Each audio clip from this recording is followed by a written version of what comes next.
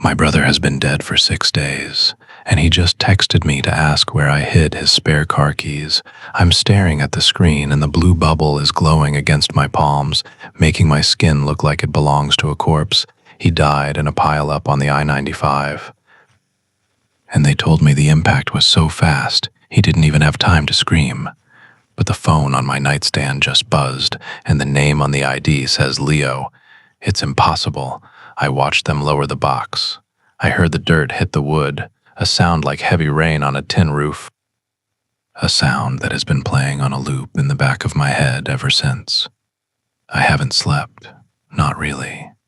Just these short, jagged bursts of unconsciousness that feel more like fainting than resting. And now this, a blue light in a room that should be pitch black. A message from a man whose lungs are currently filled with cemetery soil. The first text came at midnight. Just a single word. Hey, I thought it was a prank, some sick person with a spoofing app, or maybe a cruel glitch in the cloud servers.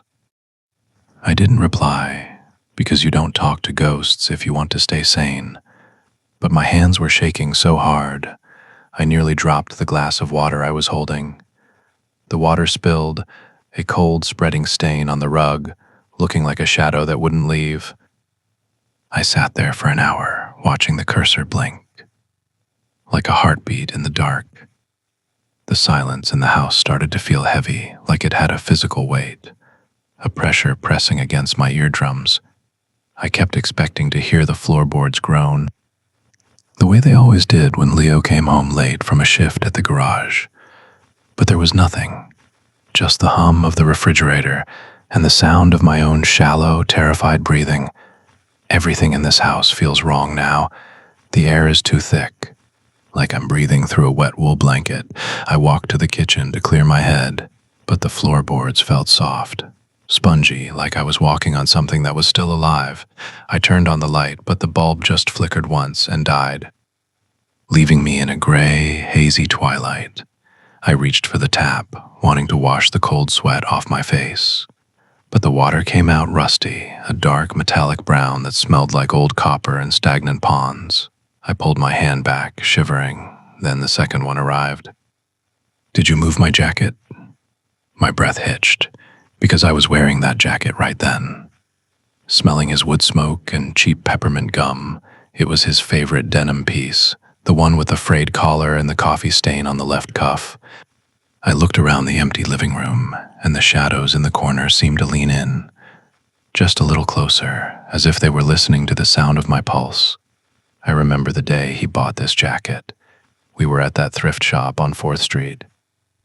The one that always smelled like mothballs and lost dreams. We were laughing about something stupid. Something about how he'd never get lost if he wore something this ugly. "It's iconic," he'd said, popping the collar. Now it feels like it's shrinking, tightening around my ribs, making it hard to take a full breath. The denim feels heavy, like it's soaked in lead. I reached out to touch the wall, just to feel something solid. But the wallpaper felt damp, like it was sweating cold grease. I tried to take the jacket off. I grabbed the hem and pulled, but the buttons felt like they were fused to the fabric. I pulled harder and the thread groaned, a sound like a small bone snapping deep inside my shoulder. I stopped. The air in the room suddenly smelled like exhaust fumes. The third text was even worse. "I'm at the front door and it's locked. I'm alone in this house and the silence is so heavy it feels like water in my lungs. I checked the deadbolt, I checked the windows, but the glass was just a black mirror reflecting a version of me I didn't recognize. My eyes looked sunken. My skin was the color of old parchment. And for a second, I thought I saw a shape standing behind me in the reflection. A tall, jagged silhouette that moved when I didn't. I turned around so fast I stumbled, but there was nothing there. Just the hallway, long and narrow, like a throat waiting to swallow. I walked toward the front door, my feet dragging on the carpet. Each step felt like a mile. I put my ear to the wood, expecting to hear him breathing, or maybe the jingle of his keys.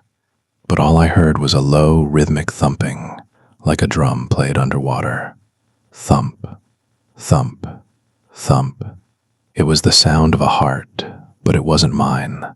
I started thinking about the funeral, the closed casket, the way the air in the church felt like it had been sucked out of a vacuum. Did I actually see him go into the ground? No. They told me the car had burned. They told me the heat was so intense it had fused the metal of the frame to the asphalt. They told me there wasn't much left to see. I just trusted them. I trusted the paper and the ink and the men in the black suits who spoke in hushed tones. I walked back to the kitchen to find a knife, anything to hold, any weapon to prove I was still a participant in reality. But the drawers were stuck. I pulled and pulled. The wood shrieked against wood, and when the drawer finally flew open, it was empty, every single fork, every spoon gone, just the bare wood and the smell of wet earth, the smell of a fresh grave.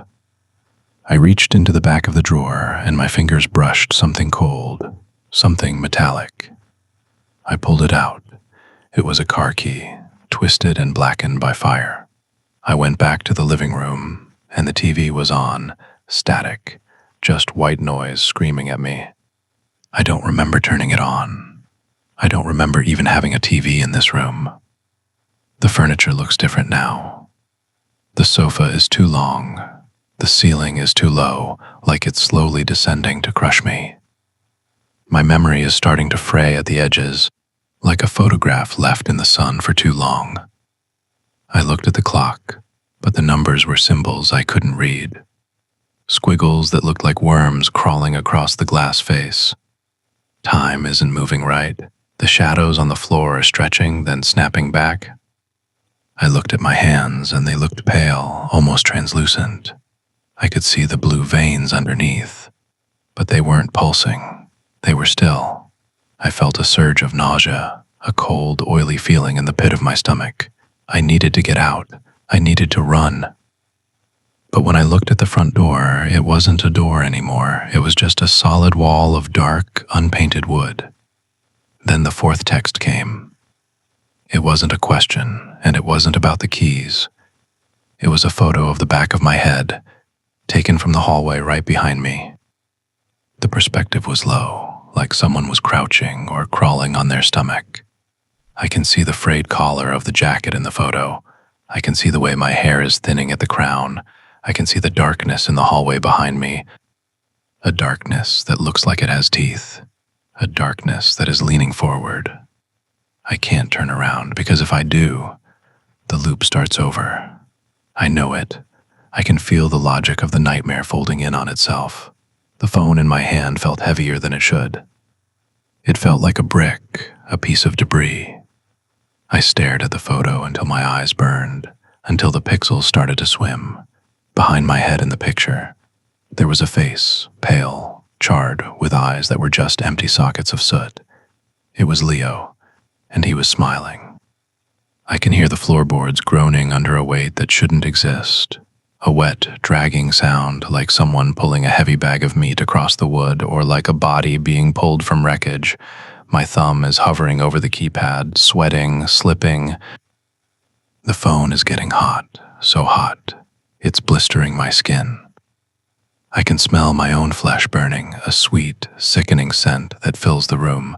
I'm typing, "Where are you?" but I already know the answer. He's in the static. He's in the marrow of my bones. He's the reason the air is getting colder, and why the smell of wood smoke is turning into the smell of burning rubber and gasoline.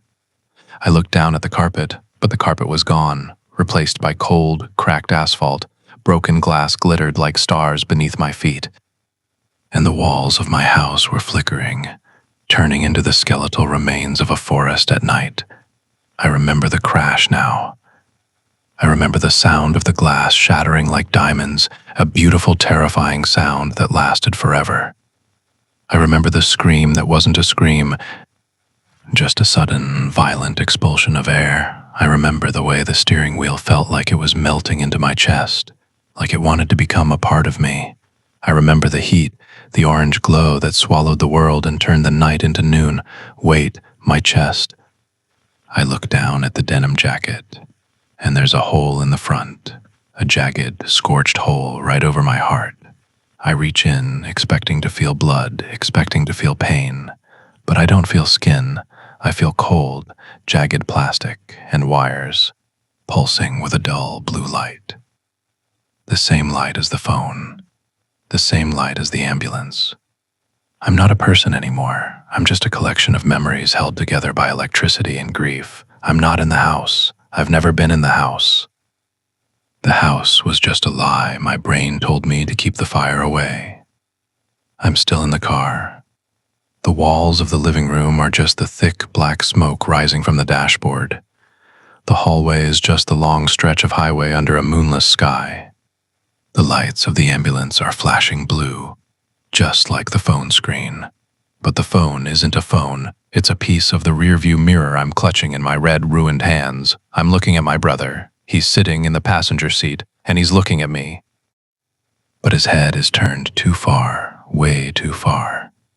His neck is a twisted mess of bone and denim.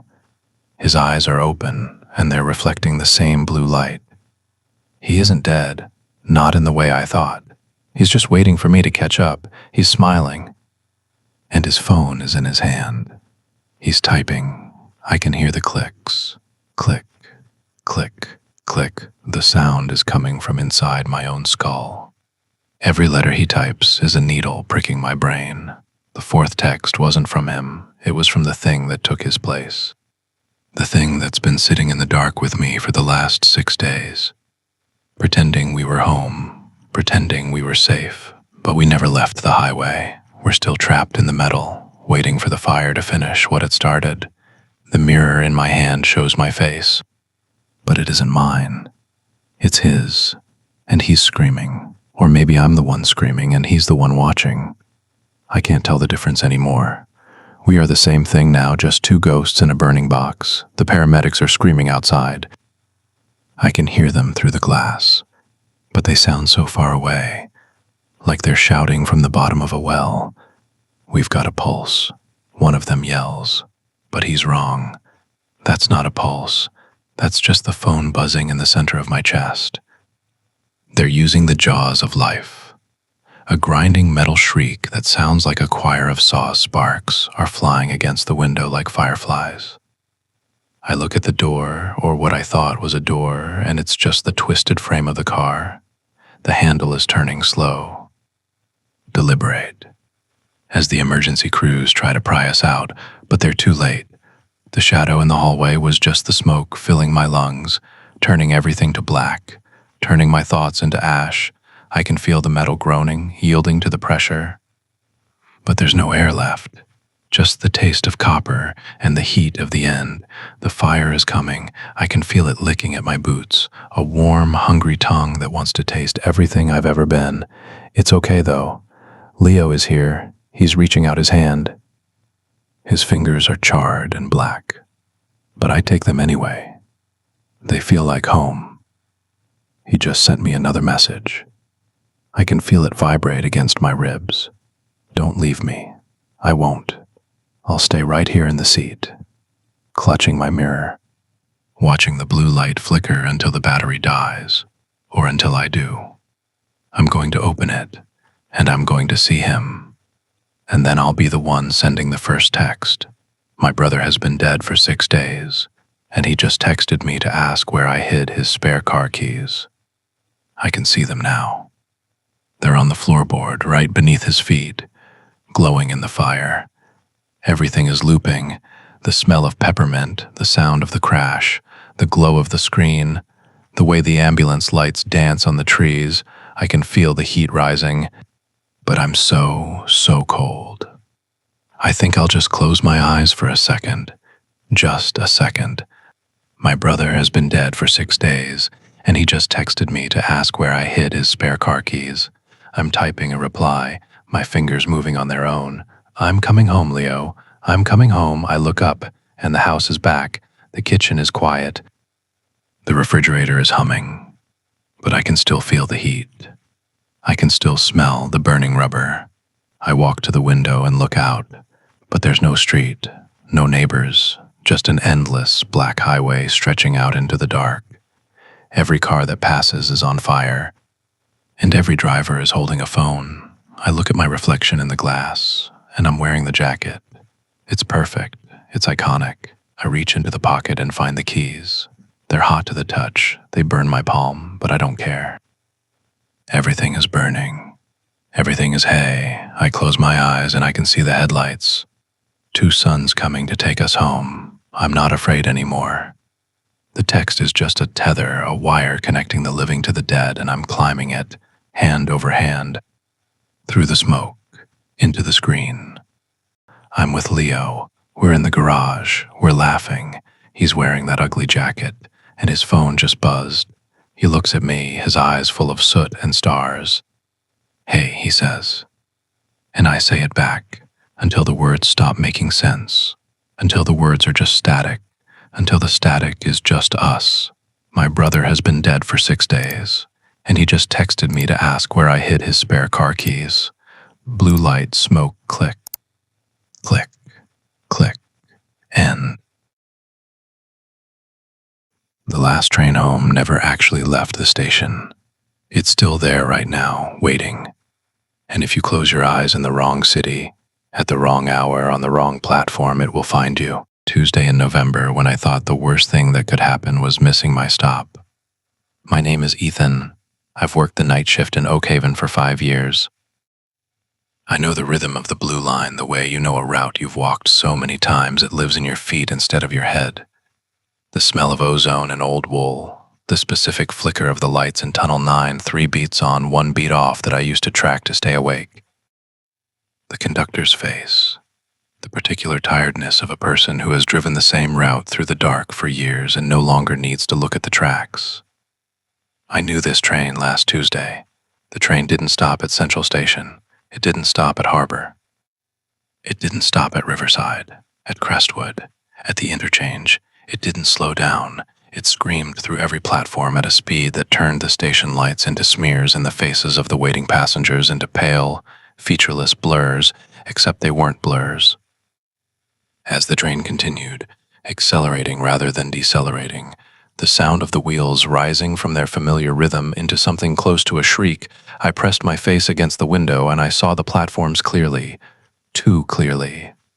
Each platform held a crowd of hundreds standing perfectly still, facing the tracks, and every face in every crowd was mine. Not similar to mine. My haircut from 3 years ago, my coat from last winter, my face at different ages and in different states of exhaustion. Hundreds of versions of me standing in perfect rows on platform after platform, each one holding a briefcase, and from every briefcase a thick violet fluid was seeping downward, pooling on the platform tile, spreading in slow, patient streams toward the tracks. I found the emergency brake handle on the end wall of my car. I pulled it. The handle was not metal. It was cold and smooth and slightly yielding, and when I looked at it properly, I understood what I was holding.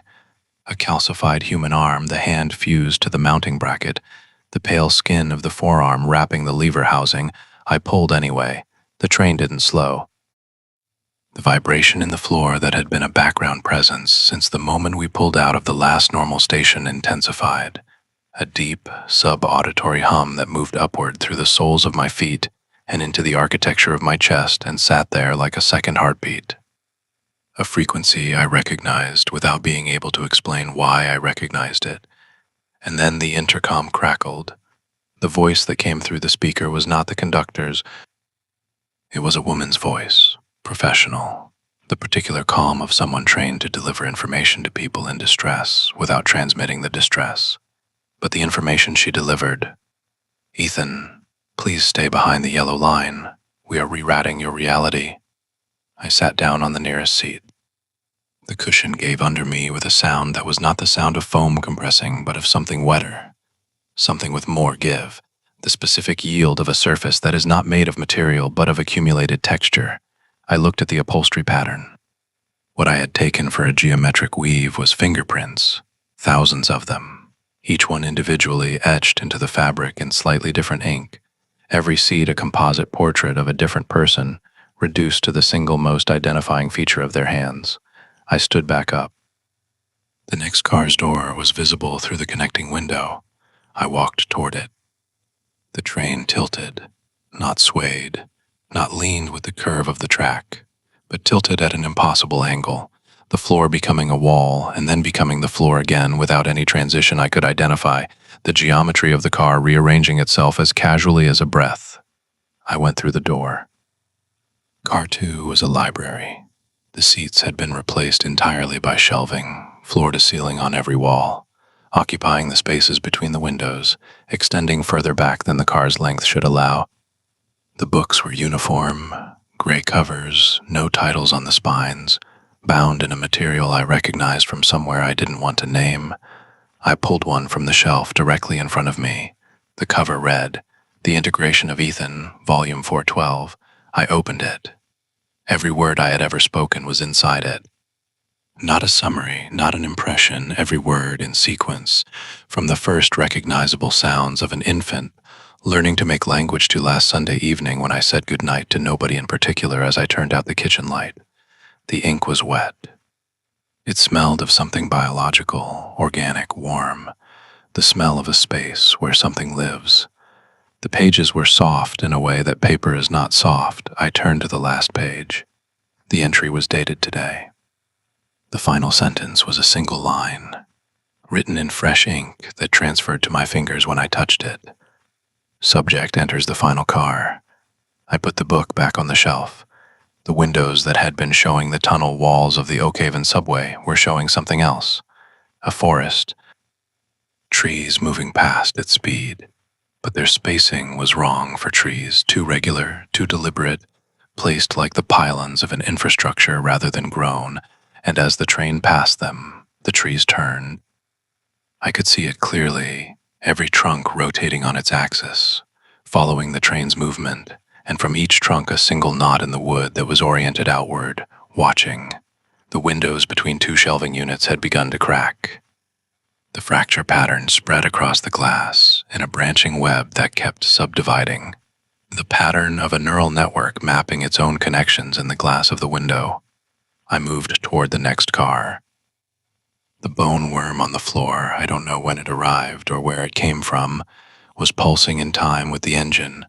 Car 3 smelled of lilacs and copper and something that had been closed up for too long. He was sitting in the corner seat, the only occupant, completely still, dressed in yellow that was too bright for the light in the car. The caretaker, his head down, his face hidden in the hood of the raincoat.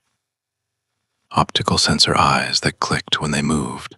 I could hear the mechanism even before he raised his head. On the seat across from him, a silver padlock broken, the shackle torn rather than opened. Beside it, a single bone worm pulsing in perfect synchrony with the engine's hum. He didn't speak when I approached. He pointed at the seat. I didn't sit down. "The lock was a choice, Ethan," he said. His voice was the voice of my father the year before he died, and my first manager and a woman who once gave me directions when I was lost in a city I didn't know, and every other voice that had been kind to me and was gone, a choir of the specific warmth of people I no longer had access to. Boarding this train was the answer. The answer to what? He looked at the padlock. The question you never knew you were asking, and then the train began to fold. Not derail, not break apart. The cars didn't separate, they merged.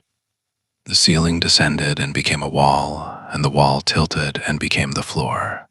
The geometry of the interior rearranging itself without warning or apology, the clean institutional architecture of a subway car becoming something more intimate and more wrong.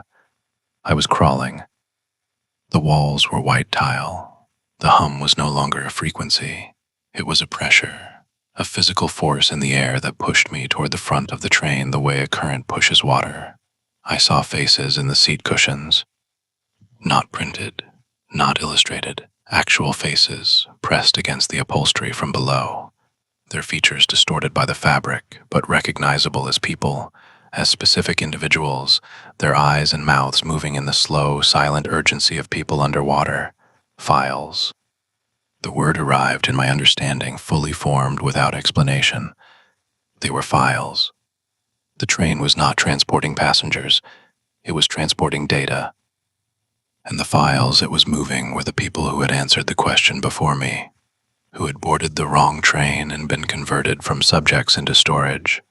I reached the engine. The door between the final passenger car and the driver's cabin opened onto a space that was not a cabin. It was an engine room in the way a furnace room is an engine room, the scale of industrial heat and power, the ceiling high and lost in darkness, the floor warm through my shoes, and the engine itself was not a motor, it was a larynx. The same structure I had pieced together from fragments and half-understandings, the same mechanism, but scaled to fill the space entirely, brass and iron and biological material, the vocal cords of it vibrating at the frequency that the entire train was generating. The sound it produced the hum that had been sitting in my chest since the last normal stop. Thousands of small glass jars were being fed into the furnace that powered it, fed by arms that were mechanical in their movement, but human in their shape, each jar containing something luminous that shattered when it hit the heat and released a scream that was also steam, the scream and the steam the same thing, the energy of the system powered by what the jars contained. He was at the controls. I had expected something monstrous. What I found was almost worse. He looked like me. He looked like everyone I'd ever seen. A face that was all faces, a composite expression assembled from the full library of human affect, his features shifting slowly as I watched, cycling through configurations. His hands were the only fixed part of him. Silver needles, dozens of them arranged in the pattern of fingers, working the controls with a precision that was not human but performed humanity perfectly. Outside the front window, the tracks ended, not at a station, not at a depot or a maintenance yard. The tracks extended for perhaps 100 meters beyond the engine room window and then stopped, and beyond the stop point, nothing. A void that was not merely dark but absent. A hole in the floor of the world, and at the edges of it the framework of reality unraveling in long, luminous threads that dissolved into the nothing as I watched. "You can't stop the transfer, Ethan," the developer said. His voice was the blue line announcement melody, fractured, each syllable a different note. "You are the last entry, the closing line, and when the closing line is written, the document saves." I looked at my hands. The edges of my fingers were pixelating, the skin at the fingertips losing its resolution, the boundary between me and the air becoming uncertain. The blue gel from somewhere in the train's mechanism was seeping through the rivets in the engine room walls and pooling on the floor in slow, luminous patterns. The developer's hands worked the controls, the void outside the window got larger. And I understood something. I was the narrator. I had been narrating for however long this had been happening, for all the time I had spent describing what I was seeing, framing each moment in language, turning experience into account. I had been doing the facility's work for it. Every description was a recording, every word was a sample. The narrator is the voice, and the voice is what the archive collects, and I had been volunteering mine with every breath since I boarded. But the narrator also controls what happens next. I had something in my coat pocket. I don't know when it arrived there. A signal flare, old. The casing corroded, the type that hasn't been manufactured for decades. I held it in my pixelating hand. I looked at the developer. I looked at the window and the void beyond it. I didn't fire it at the engine, I fired it at the window. The magnesium white flash did not simply illuminate the engine room. It hit the glass and spread. Not like light spreads, diffusing outward, but like a revelation spreads, total and simultaneous, reaching every reflective surface in the train at once. The gear faces in the mechanism, the polished brass of the Larynx furnace, the silver of the developer's needle hands. Every surface in the train became a mirror for a light so complete that there was no shadow left for anything to hide in. The developer screamed. His composite face, assembled from thousands of collected features, could not survive being seen all at once. The faces beneath the face, the archive beneath the performance, the totality of what he had taken laid out by the light. His form began to disaggregate, the stolen features separating from each other. The train left the tracks, not downward into the void, sideways out of the space the facility had built for it. Through the wall between the track and the world. The impact not violent but sudden, the way waking up is sudden. I was on a bench at Central Station, The air smelled of November rain and cigarette smoke, and the specific cold of a transit station at the end of the service day. My hands were solid. My fingerprints were present. I pressed my thumb against my palm and felt the ridges. I was grime and tiredness and entirely physical. On the bench beside me, a single small silver gear, still warm. The blue line was pulling out of the station. I watched it go. On the rear window of the last car, written in the condensation of breath against cold glass, 2 words dissolving as the train moved away from me and into the tunnel. Engagement is up. I walked out of the station. The rain was real, cold and directional, the kind that finds the gap between collar and neck. The street was the street. I could name the businesses I passed, recall the specific configuration of this block, feel the pavement's unevenness in my soles, and then I heard it first from one sewer grate, then from the ventilation shaft above the insurance office on the corner, then from the open window of the laundromat still running its late cycle in the alley between the buildings and the space above the phone lines, and from somewhere beneath the street itself, everywhere simultaneously, the hum. Not the train's engine, not the facility's frequency, the world's hum. The thing that has always been there beneath every sound of the city, that I had heard for 5 years while commuting and attributed to infrastructure, to the subway, to the water mains, to the electrical grid, and had never questioned because it had always been there. It had always been there. The facility isn't a building in a forest. The facility is the world. The infrastructure of a system so large that the city is merely one of its components, and the train is one of its methods, and everyone who has ever commuted alone in the dark and felt the specific unease of a moving vehicle and wondered for a moment whether they would arrive has heard the hum. I stood on the wet street in the rain, and I understood that I had not escaped. You don't escape a system you have always been inside. What I had done was something different. I had seen the mechanism. I had looked at the architect and refused to be the final line of his document. And that was enough. For now, for this version of me, in this specific moment, I didn't go back to the station, but I kept the gear in my pocket. And every morning since then, when I wake before the alarm and the city is still dark and the hum is there beneath the silence, I press my thumb against my palm and feel my own fingerprints and know that I am still the one in the driving seat, and the last train home is still at the platform. Still lit, still on schedule, still wait for the passenger who hasn't decided yet whether to board. You know the one, the train you see and think, I could make that, whatever you do, don't blink. The metrics are still running,